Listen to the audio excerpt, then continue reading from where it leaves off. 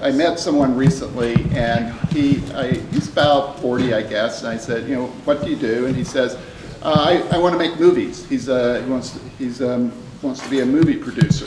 I said, wow, that sounds exciting. It must be a lot of fun doing that. And he says, well, let me tell you something. Let me tell you a joke. So it's his joke. He said, what's the difference between extra large pizza and a movie producer? What? He said, an extra large pizza can feed a family of 4. So it's funny. So you guys are in biological sciences, and that's there are a lot of careers. There are a lot of things you can do. So you won't wind up gathering useless information while you're in school, or information that's very exciting, but you're frustrated and you can't use it. So there's so many things you can do, and you can make a living doing this and feed a family of 4. Because he was struggling. He was this guy. He had a wife and 2 kids, but still was not able to make money enough to support the family. Well, he was making hardly any money. His wife was supporting the family while he pursued his dream of making movies. So let's see. So there's a lot of things you can do with careers. So you had a whole session on careers. I didn't know that. So the things that are here, you could go into academics. I'm an academic. I didn't have the advantage of having this wonderful program that you have. I kind of showed up and wow, there's some courses, and I took some courses, and halfway through somebody said, hey, you're pretty good at this stuff. Why don't you consider being a scientist? I said, I could be a scientist. And so then it turned out I was pretty good at that, so I was able to have a career in academics. There's not a large number of academic positions at a research university, so that's, give it a shot, but you may or may not make it there.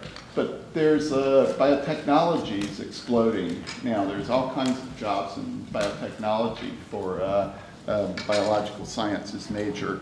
And then the area that I'm in is health sciences. And I saw that many of you are interested in going to medical school, but I just want to point out, if you're interested in health sciences, there's a lot of other jobs in health sciences other than being a physician. There's public health, physical therapy, there's nursing, nurse practitioners, physician assistants. There's a whole huge area of mental health, and I think that's been an area that's not been given the attention that it's due. In the future, I predict that there'll be more attention paid to mental health. So you could be a psychologist, therapist, all kinds of jobs in mental health. Pharmaceutical sciences have made great strides in the last years, and probably will increase in personalized medicine as we have we know the sequence of the genome now. And finally, there's a physician. So one aspect I want to stress is that physicians mostly deal with illness, not with health. And so this whole area is called health sciences, but physicians mostly deal with disease and illness, and not for promoting health. One of the opportunities I've had with this job is to travel to different countries and see how they view the medical healthcare system. And other countries, I just got back from Australia not too long ago, and so if they have a medical school, with it there will be a nursing school, physical therapy school, mental health training, all the peripherals. Their view is that we want to have a healthy population of people. they don't just treat the emergency in the emergency room. If somebody comes in the emergency room, they treat them and then send them home. But then there'll be often follow-up visits by a physical therapist that'll go to the house and make sure they get completely well, not just treat the acute problem. And so we are moving with the, we're going to have health care reform in this nation. There's no way around it.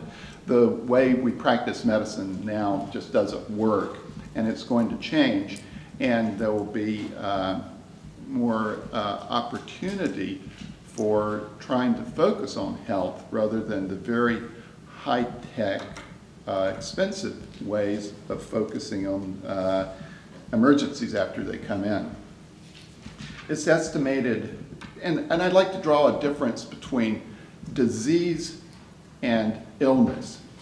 These two words sound the same, but disease is if I get the flu, that's a disease. A microbe has invaded me. If I get diabetes, something's going wrong.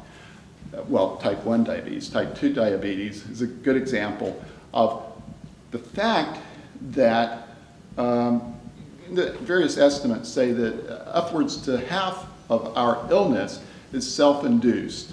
Smoking cigarettes, obesity, drunk driving, and having accidents. So estimates say between 40% of our lack of health may be things that we could change with lifestyle choices. So if you start thinking about health sciences careers, if we get smarter as a society as we go forward, we will have people that are intervening and causing health by that reason. So I encourage you to think of careers not just as physicians. So how many want to go to medical school? Okay, why do you want to go to medical school? Mm-hmm. Oh, I want to be an oncologist because I want to treat cancer patients because I've had a lot of people in my family die of cancer. And so I just want to be able to make even a step forward into finding a cure, and I want to treat patients. Okay, great. Should I stand in one place? Or is this important? Should I try to, okay, who else? Why do you want to? I want to go to medical school because a lot of people go to the ER and they have the surgery, they have really, when they have the accident, for example, when they have an accident, or they're close to die, I want to become the ER surgeon, so at that moment, I can help you to cure them. To help people and other, who else wants to go to medical school? Okay. I want to go to medical school to become a pediatrician since I grew up started with other kids, taking care of other kids, so that's just something I've always been interested in. Okay. And we could go on, and a lot of these, most of the reasons that will be listed, you could choose a number of careers on this list. So a lot of the reasons, I read all that, here's why I want to go to medical school. And you read through that, and not many of them uniquely focus on being a physician. You could do a number of other things on this list and still and still pursue that career. And so I want to just encourage all of you to look deep inside about what's the real reason. We know the reasons you're going to put on the application might not match the really deep reasons. And some people, okay, you do feel those. You feel these noble reasons, and you could pick any of these things, and maybe somebody picks the physician because that's highly paid and has great respect in our society. So if you're choosing physician because of money or prestige, it's a bad choice. There are a lot easier ways to make money, and physicians, their esteem is, they're going to be more into the general area of healthcare providers in the future. It's not the prestige within our society of physicians is probably peaked and will fall. So I just want you to look at one of my people that I admire greatly is somebody that went to our medical school, and he decided, this isn't for me. They're training us, I'll see the patient for 15 minutes and then they're on and I see another one, so it's a whole wheel of 15-minute visits. I would like to spend more time, get to know them better. And he quit medical school and went to nursing school. So you will be happy in your life if you find something that resonates with what you really feel. And also, there's no gender bias in any of these fields. You can be a woman and be a surgeon. You can be a man and be a nurse. There's really no gender bias in any of these. So that's general discussion of careers and encouraging you to find your real, what really works for you. Sample things. Go to the hospital, see if you like being with sick people, see if that works for you. Go to a research lab, maybe research really works for you. Maybe you're more nurturing, something else, so one of the other fields would work for you.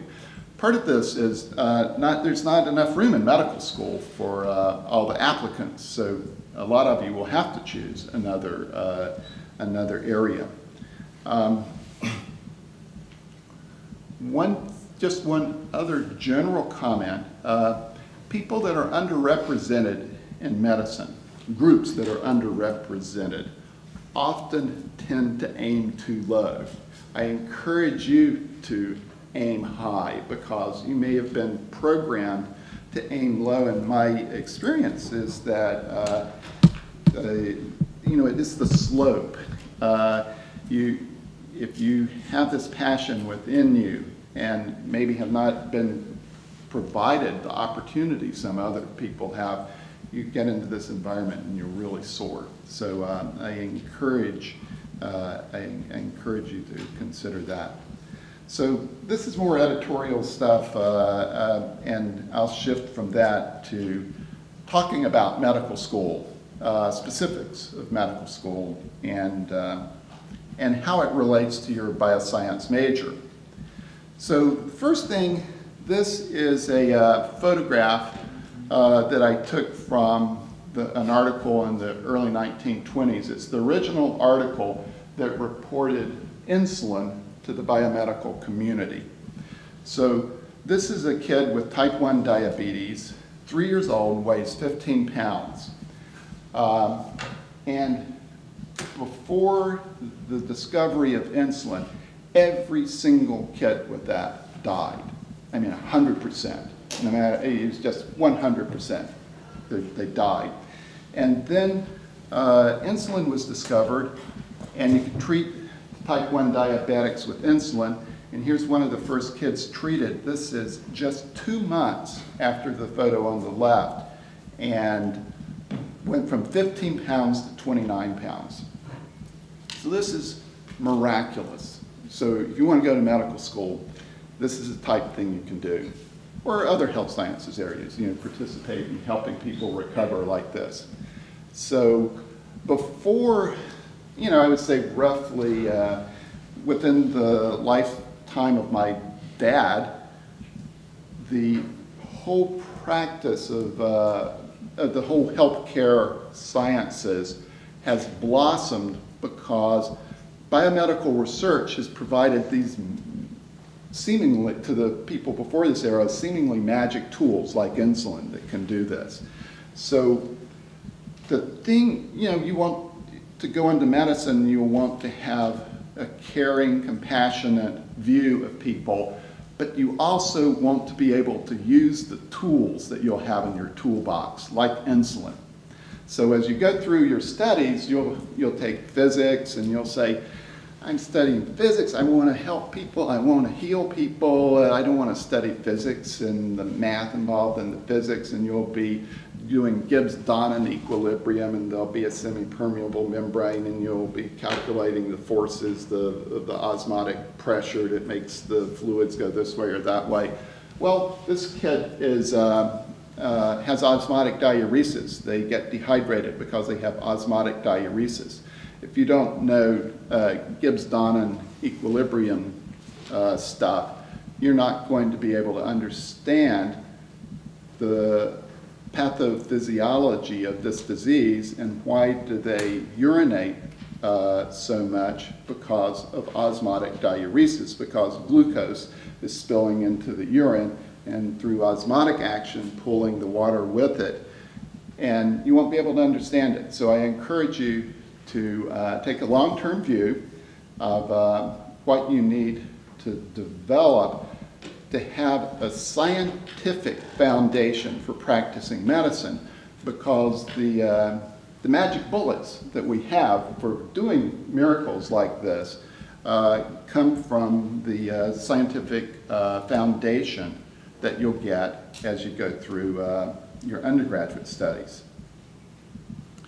So, any questions about this? You can interrupt me any time. It's probably I don't know you well, so I don't know what you're most interested in. So I'm going to go now to some aspects of applying to medical school. Any general questions for me before we go to that section? I'm just... No, you're too old. We wouldn't take you. Was that kind? Now, I have one question about what you just said. So, because it seems really important, this whole idea of taking the long view. But if you are motivated by a truly deep desire to help people, and the science is difficult for you, I mean, you may not be able to answer this in terms of what goes on in your undergraduate career, because it's not what you deal with every day. But in the early terms of medical school, is there something that you, how do you work with students, or what do you recommend for students to like keep that balance? I mean, how do you really stick with the science if it's hard for you, and stay with that long view, and keep the fire of the passion burning as well? You know what I mean? Yeah. Well, a couple of things. There's a clinical foundation stuff that starts at the very beginning of medical school. So you're doing history and physical and stuff from the very beginning. But the first 2 years, you spend most of your time doing the sciences, but it's related to the practice of medicine. I think the selection process to get through a science undergraduate, and they've proven they have the focus, even if that's not what they want to do, enough interest or enough delayed gratification to do that. I think to succeed at this in the long term, you have to have some natural inclination to be curious and interested in the science behind medicine, or you wouldn't have been able to put together a competitive package to go to medical school. And the people that are most, and you know, the degree of interest varies. There are people that come to medical school that have established, they've done remarkable things in the social arena. They've established a community hospital in Africa, a school in Africa. They've organized things that started a community clinic in an underserved area, and they're eager, they see the need, and they're just chomping at the bit to get there. But they also realize that they want to go there as a physician in which they have the knowledge base to really help the people. So there are people who think, oh, okay, I should do public health or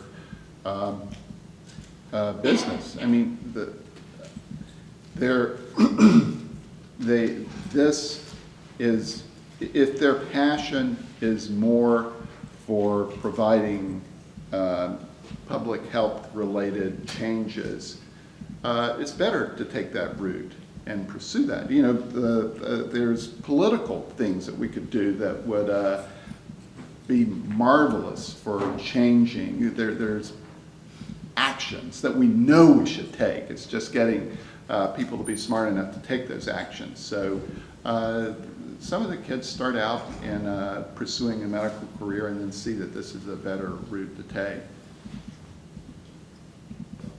Question?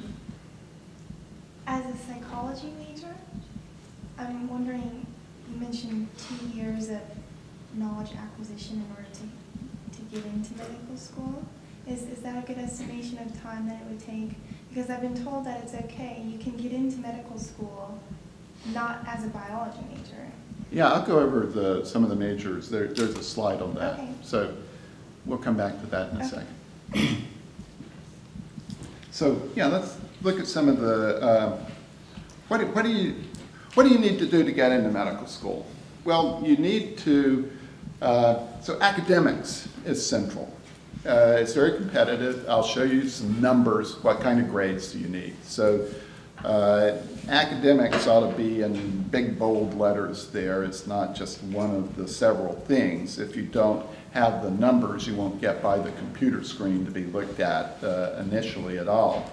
You need some clinical exposure. You need to know that you like working with sick people. You need to know what you're getting into. There'll be an interview, you know, personal qualities. You need to be able to interact with people. We like for you to have at least some research exposure. Knowledge doesn't come out of textbooks. Somebody put that stuff in the textbooks. And we don't want you to worship the knowledge that's in the textbooks. We want you to question it. We want you to add to it. We want you to go in every day and see your patient and realize that what you've learned is an incomplete explanation of what's going on there because we don't know everything. So we want you to understand, not that you don't have to make major contributions to science and have major publications, but some appreciation of where did our knowledge come from, and you need to be exposed to research so you can do that. And then, you know, we're looking for exceptional human beings. There are people in our class. Currently, there's somebody who was on the UCI National Championship water polo team. There's a woman that swam on the award-winning Stanford swimming team. There's accomplished musicians. Somebody that played tennis for Stanford. So this will count if you make it past the initial screen. And you know, some indication that you are eager to live a life of service, that you really want to do something to help other people. So, You have a question? yes. Could community service and clinical exposure sort of be, like both of them could be knocked out by voluntary kind of hospital, do you think? Not if it's Hoag, if it's SOS, Save Ourselves clinic, it could be. So who's your, or if you do hospital experience for cosmetic surgery, that's serving a community, but that's not exactly what we had in mind with community service. So it's underserved community, some people that need help but aren't getting it. Yes? Community service, must it be related to medical field? No, not necessarily. So these are things that are on the med school application. They'll look at your grade point average from undergraduate, and your medical college aptitude test. And so, let's see, so there's so this is at UC, the bar graph is people that applied to UCI. I think this was a couple of years ago. So approaching, let's see, 4,700 people applied, and they were 1,700 were looked at in detail to consider whether to ask them for an interview. So the computer just went through and screened the GPA and MCAT, and just lopped off over half of the people right there.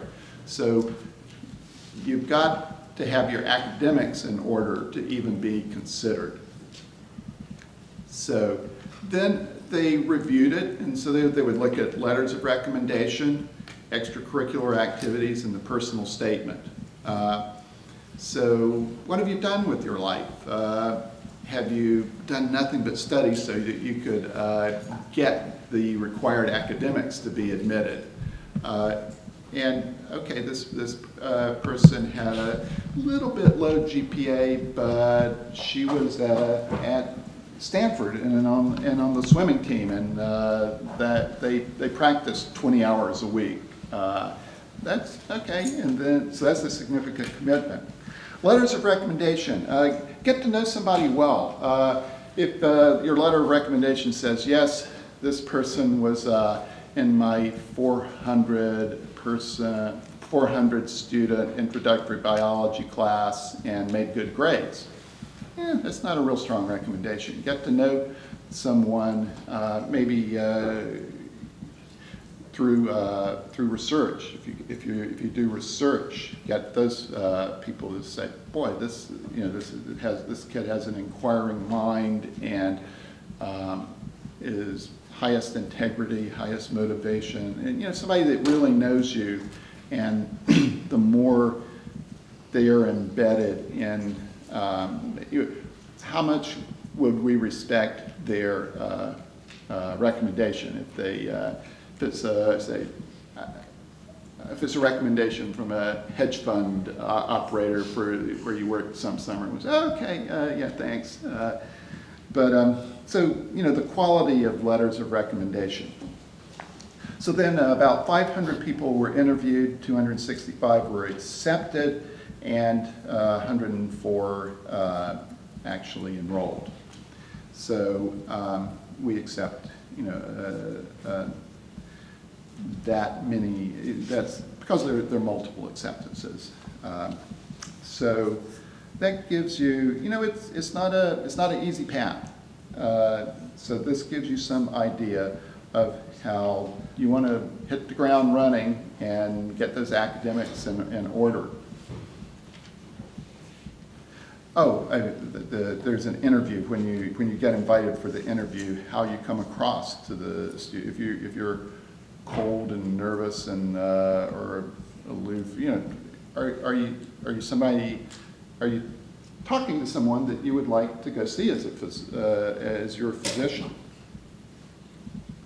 Okay, so this is our class. They just started this Monday. So here's what the class looks like for this year. Their MCAT scores, here's their average, their range, median, grade point average. The grade point average in the sciences was 3.7, so that's a pretty high grade point average. You got to be on it. The one's low. I don't know what the low one is. Maybe that was it. There's one student from Caltech. They don't. I don't know whether it was her or not. Any questions about this?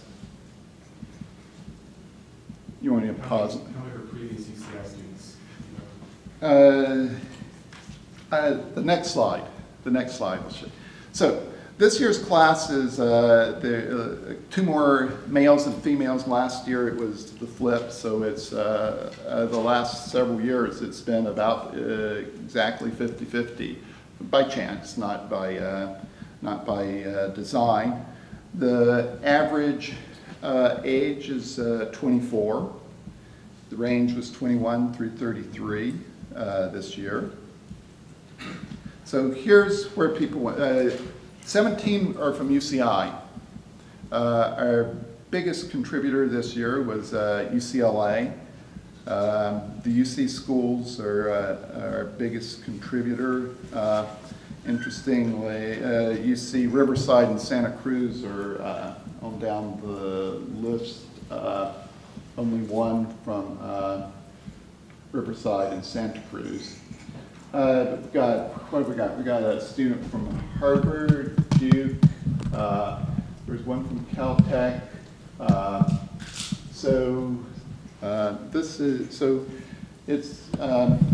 There is a strong preference, very strong preference for in-state California residents. So, but you can go out to another state for your undergraduate and then apply. But you know, most the UCI is a major contributor to our current class, as it always is.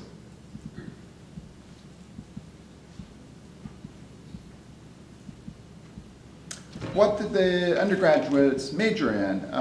Biological sciences, biochemistry, physiology, human biology, neuroscience, neurobiology. These are, you know, there's not a huge difference in those. So it's, you know, the sciences. But it's not all the sciences. There's somebody's major was dance, English, music, sociology. So there are two people that were previously nurses this year. So you can take, you can have a psychology. Psychobiology is a little different than psychology, but you can be an English major and then take the science courses. Some people finish one degree, they change fields. They can go back and then take the required undergraduate courses, and they will look at your grades as cumulative grade point average and your science grades. So there's there are people that are good at both. Each year we have a talent show in which the one evening there's just an evening event in which the students perform. There's some amazing talent, you know, classical piano, classical dance, rock and roll bands. It's really remarkable the things people accomplish, and there's an enthusiasm about living, of squeezing each day and making the most out of it. Don't sit around and watch TV or waste your time hanging out with people that aren't going anywhere. So just, you know, live, do something worthwhile and exciting, and be excited about life, and then bring that A game to medical school is what we're looking for. So shifting gears, now you got in. What will you do?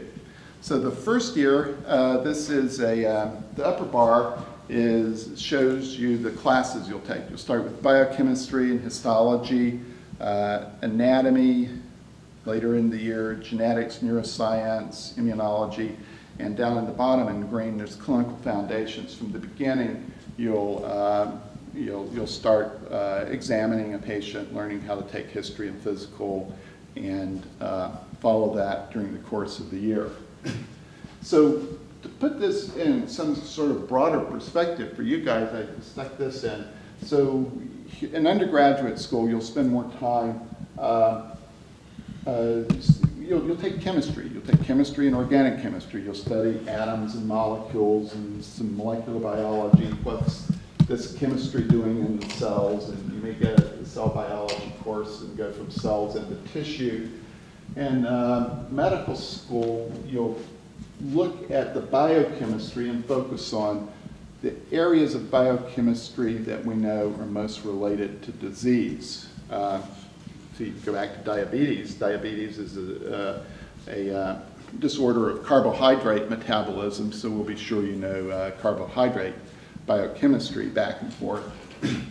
Physiology, we take this into organs and organ systems. So how's the testosterone produced in the testes interacting with muscle tissue to cause muscle hypertrophy, etc. You might take so in the spectrum of the sciences, this is the area that's useful to us. And the first year, we'll spend most of your time will be looking at normal biology, with a significant fraction doing clinical science. In anatomy, you still do dissections. You'll have your the cadaver and do dissections and learn the body that you'll be working with. Second year, you shift from normal to more orientation to disease. So you take general and systemic pathology, microbiology, clinical pathology, pharmacology. What drugs do we have to treat the things when they go wrong?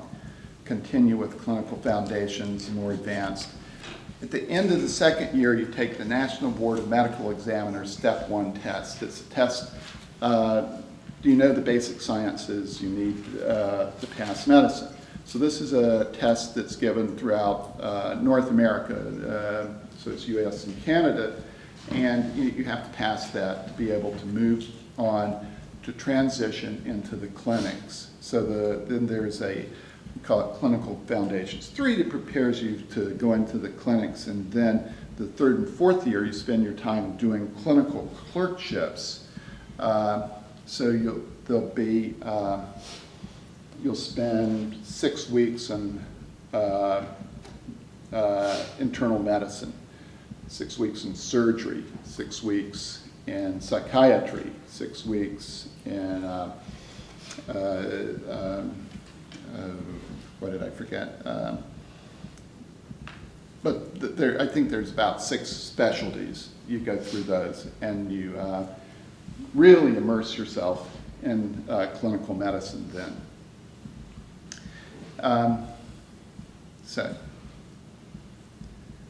Okay, so that's the curriculum. Other schools have something that would be similar to this.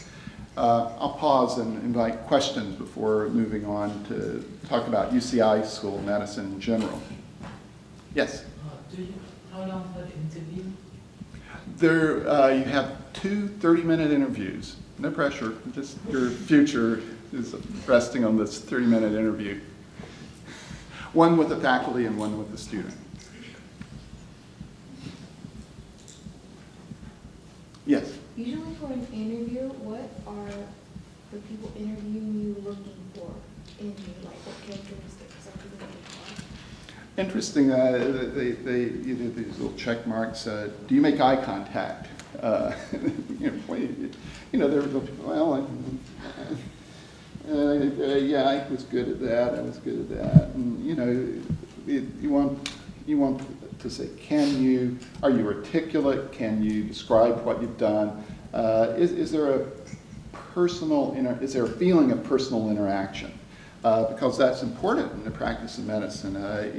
You want to engage at a personal, comfortable level. So they'll ask you, it varies all over the place.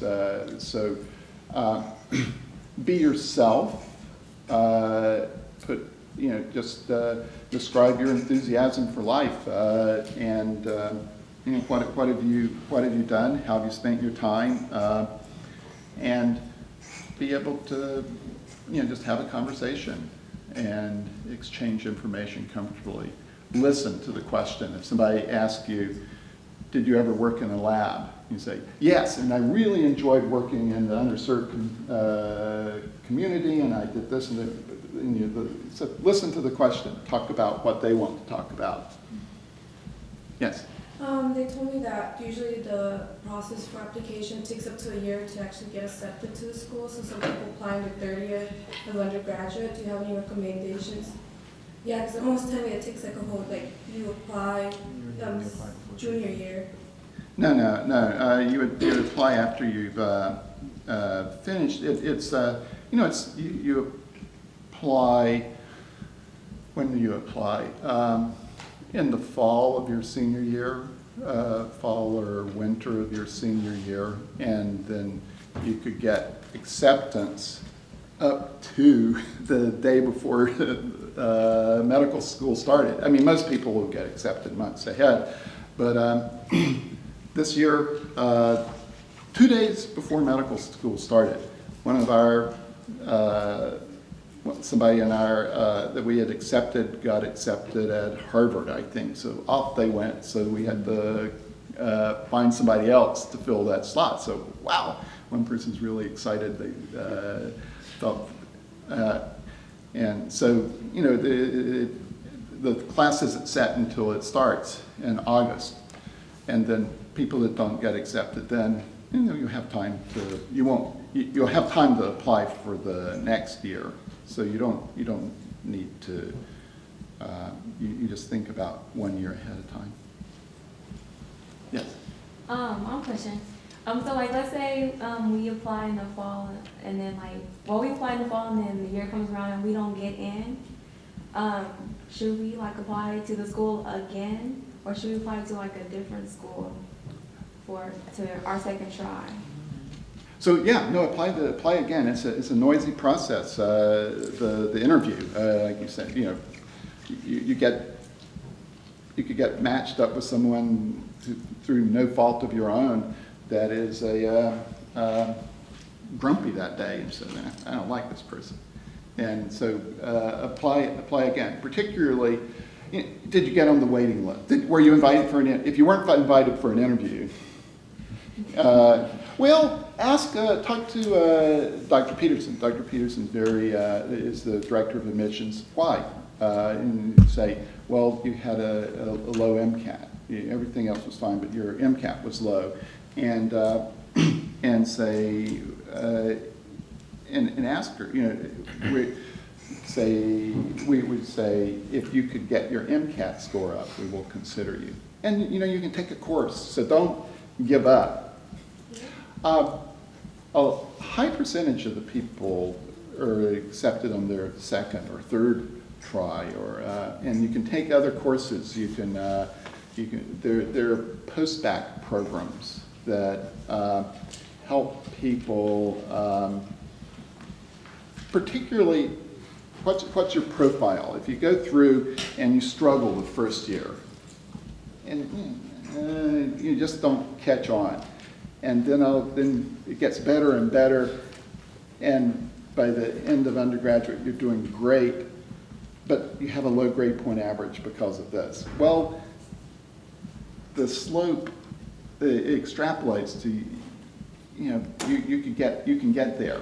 So there are other things you can do to reapply and take other courses, study to take the MCAT. There are people that have become great medical students that had lousy MCATs, and they're people I see that, particularly disadvantaged students. They come to the United States, they don't speak English, they don't have a support system, they don't have a vision of you can do something beyond this. And then they go to community college and work their way into UC, and then just they catch on. And those are the people. We will go out of our way to help you reach your potential, if that's you.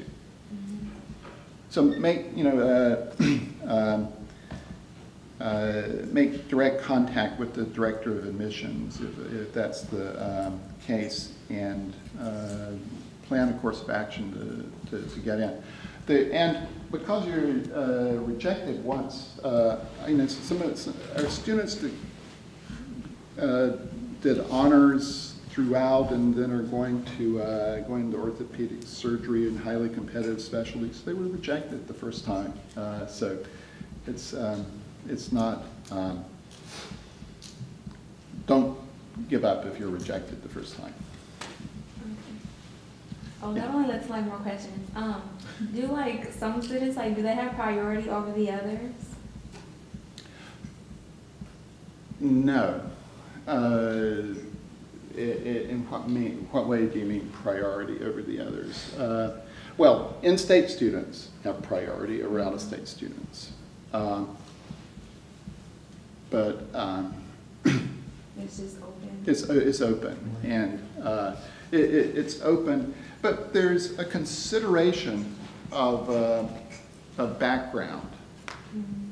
If you have had every opportunity, every special program, everything, and you're kind of, oh yeah, and I'm an entitled person, I ought to be admitted, and you have a low GPA versus someone who worked 20 hours a week and took care of their mother who had cancer and took care of the kids in the family and got that same GPA, they would have priority. But it's on an individual case. Okay, but there's not will we give priority to the minorities to give them a chance or anything? Like how they do for undergrad? That, it would be, it's not on a, let's say, shall we say, a genetic basis, but if there could be someone that's Latino that had a privileged background, mm-hmm. So they would be treated as anyone with a privileged background. But if there's someone who had a difficult background, you would understand that. Mm-hmm. We do. We certainly would like to recruit students that would allow us to have a class that represented the population we serve. A physician is going to be a better physician if they belong to you would like to have groups that represent the population we serve. A black physician is going to be more effective in a black community than a white physician. So we struggle mightily to recruit people that represent the population we serve. And so we'd develop programs to help, but it's not, there's no quota or anything like that. But certainly there's an effort to identify and recruit people with that had a difficult background and would make a good physician. Oh, you can go ahead. Your turn. Which year should we take the MCAT? I don't know. I'm let's see. I work on the curriculum side, not the admission side. Certainly, you should have it ready when you're applying your senior year. I don't know whether you should take it earlier to get some feel for how you're doing. There are courses that offer preparation, and you can get a pretty good idea of what general range of score you'll get by taking these tests. And I don't know if it prejudices your future if you take an MCAT that's low. No. So ask admissions about that. Yeah. Would it be ideal for me to finish my degree in my major and then take the courses that I would need to gain that knowledge base and do my MCAT? Or would it be more ideal to integrate those classes throughout? That would be a My personal pursuit, my- personal choice, you know. Okay, so there's Yeah, no- that's personal, yeah. Okay. Yeah. I was wondering if you could go back to the previous slide that gave the statistics of the 2011 UCI accepted student. Yeah. Okay, I'll just leave that up. Yes? Out of curiosity, I understand that a lot of medical student or school applicants come from many different undergraduate majors. So I was just wondering, does that like kind of different background or like for students who apply with a major that isn't in science, does that give them any kind of like advantage in that they're different from the rest of the applicants? Or how important is it? The science courses will be a little easier for them. It depends on what you want to do. And so somebody might want to have a career in public health, it depends on your particular situation. Certainly, the courses will be easier for you if you have a solid biological sciences background. Yes? When you talk about recruiting a class that represents the community that you serve, does that mean the state of California? That's tricky, yeah. It doesn't mean Irvine and Turtle Rock. So there's debate of what does that mean. It's state of California or Southern California, but we kind of see us as being including Santa Ana for sure, and there's a lot of Latino students, and we have a program. There is, what specialized programs do we have? We have a program that you can get an MD and PhD, so this takes a lot of years, so you can do science, and a number of our students do an MBA also, so they can go out. And you think, oh, these are the greedy people. They're more the people that want to go out and do progressive health care finances.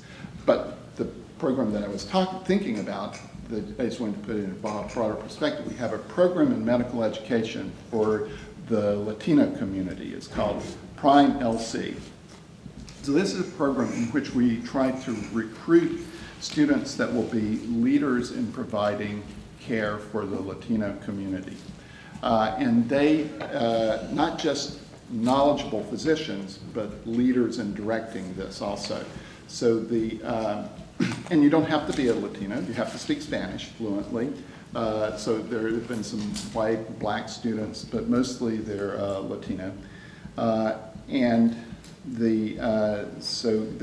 It's a 5-year program. You'll spend 1 year getting some extra degree, public health, MBA, something to develop your leadership abilities to not just practice medicine, but to direct the medical care system. And so there's 10 students this year that are in Prime LC. And that is after you graduate from medical school? Usually the vast majority of the students will do the extra degree between the 2nd and 3rd year. So they do their basic sciences, their other degree, and then the clinical years. Yes? You have said that the computer, they basically choose who made it after they apply. How does the computer know between the grade and somebody's responsibilities that affected the grade? Yeah, so it won't. So that means it'll do an initial screen of these are within the range we'll look at further. So if we go back,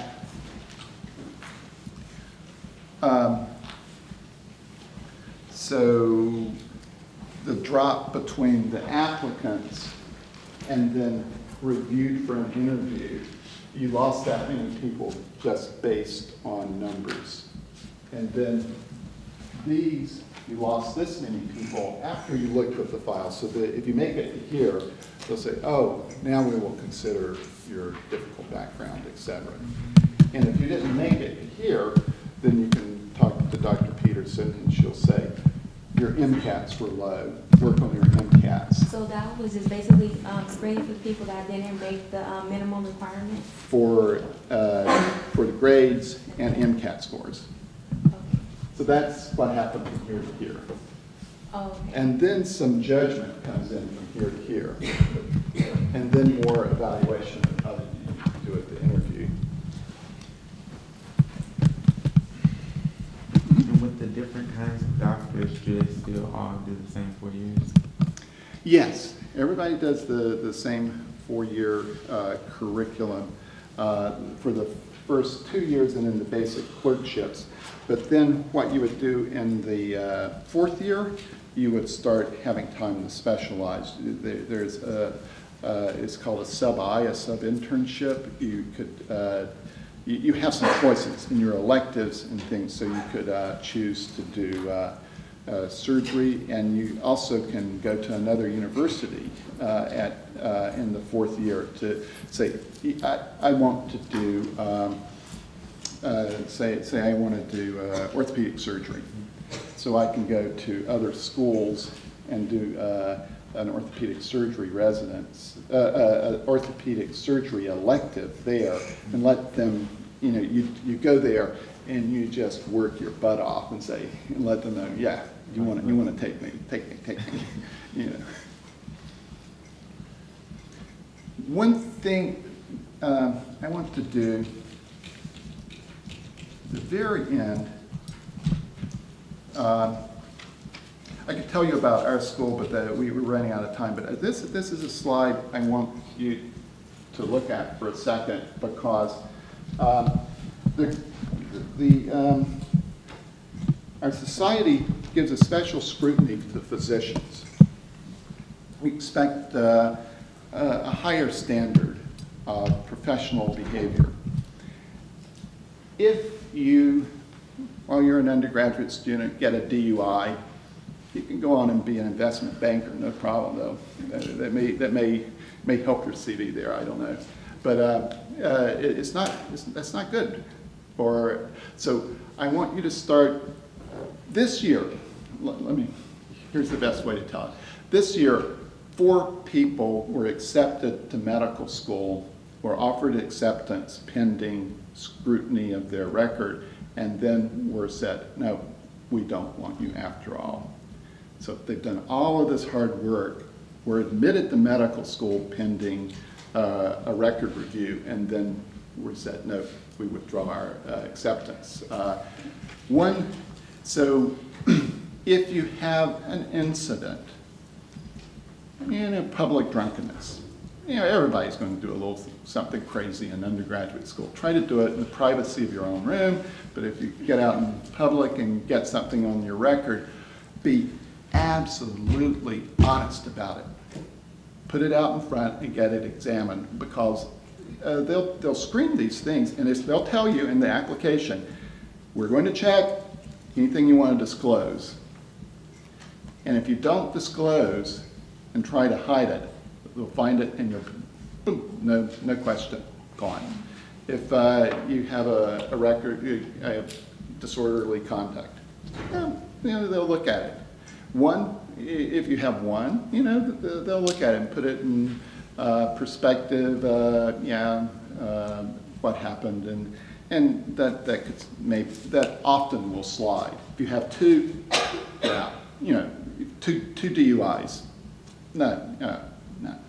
1 DUI and didn't disclose it out. So you're going to be trusted with a lot to take care of people's bodies. And so if you're going to lie about something like that, you just don't want you in the profession. You would not even, with certain things, you wouldn't even be able to get a physician's license, even if you went through medical school. So if this is the pathway you want to follow, think about it and realize that one careless Saturday night and you could be denied this pathway. So just keep that in mind. Well, on that cheery note, thank you. Okay.